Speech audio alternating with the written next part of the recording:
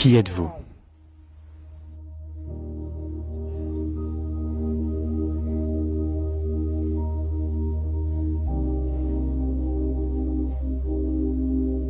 Est-ce que c'est une importante question? Ou est-ce que vous voulez dire « Qui suis-je » Pas ce que vous êtes. Qui suis-je? Et si je vous dis « Qui je suis », quelle valeur ça aurait? C'est juste par curiosité, n'est-ce pas? C'est comme lire un menu à la fenêtre. Vous devez aller à l'intérieur du restaurant et manger la nourriture. Mais se tenir à l'extérieur et lire le menu ne va pas satisfaire votre faim.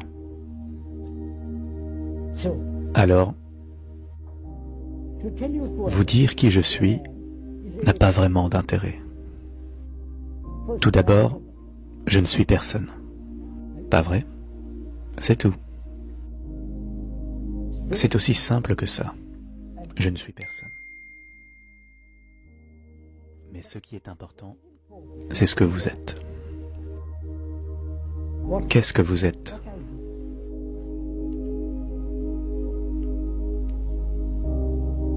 Quand il vous demande ce que vous êtes, ça implique que dans cette question, vous êtes une très bonne personne. Donc, je vais t'intimider. La façon dont tu parles, la façon dont tu marches, la façon dont tu te brosses les dents, ou peu importe, je vais commencer à t'intimider. Ce qui fait partie de nos comportements habituels. Il y a le héros, ou l'homme qui est illuminé, ou le gourou.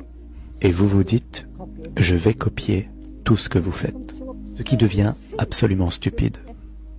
Un enfant qui imite quelqu'un. Et est-ce que nous ne sommes pas le résultat de beaucoup d'imitations?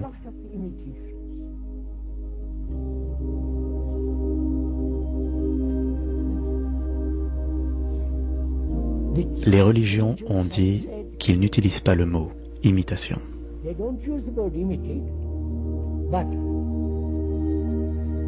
Mais laissez-vous aller et suivez-moi ici.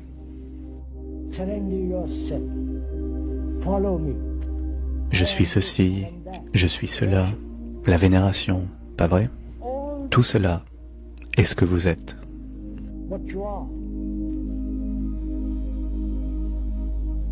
À l'école, vous imitez.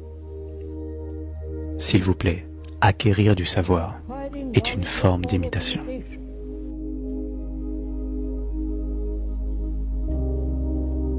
Et bien sûr, il y a la mode, jupe courte, robe longue, cheveux longs, imitation, imitation, imitation. Et aussi on imite intérieurement. On connaît tous ça. Mais pour trouver ce que vous êtes, qui vous êtes, pas qui est l'orateur, mais beaucoup plus important. Et pour trouver qui vous êtes, vous devez enquêter.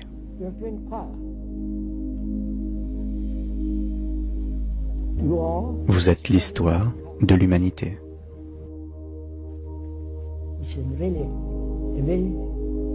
Si vous voyez vraiment cela, ça vous donne une immense vitalité, énergie, beauté, un grand amour. Parce que vous n'êtes plus cette petite entité isolée, luttant dans le coin de la terre. Vous êtes une partie de cette humanité. C'est une immense responsabilité, vitalité, amour. Mais la plupart d'entre nous ne le voient pas, puisque la plupart d'entre nous sont uniquement concernés par eux-mêmes. Avec nos petits problèmes particuliers, nos petits chagrins, et ainsi de suite.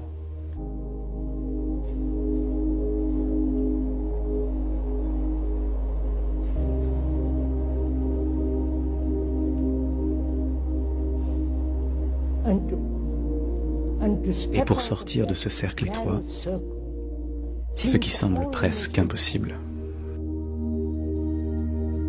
parce que nous sommes tellement conditionnés, programmés, comme des ordinateurs, que nous ne pouvons pas apprendre quelque chose de nouveau. L'ordinateur peut, mais nous ne pouvons pas. Observez cette tragédie.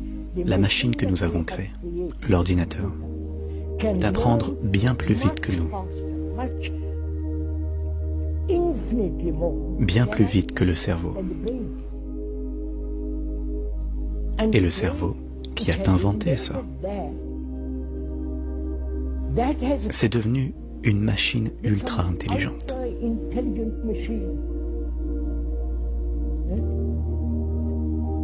Pendant que nos cerveaux sont paresseux, lents et lourds.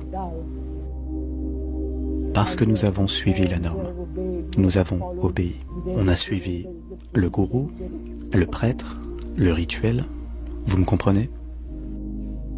Et quand vous vous révoltez, comme les révolutionnistes ou les terroristes le font, c'est encore très superficiel. Le fait d'essayer de changer la politique,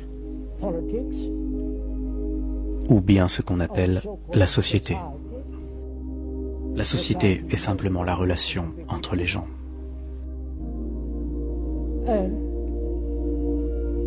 Et on parle ici de révolution, pas physique, mais de la révolution psychologique,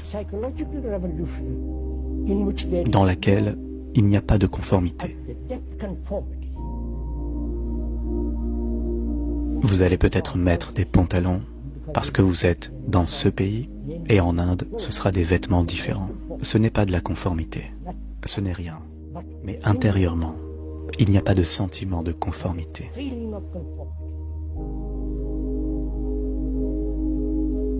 La conformité existe quand il y a comparaison. Pour qu'un esprit soit totalement libre de comparaison.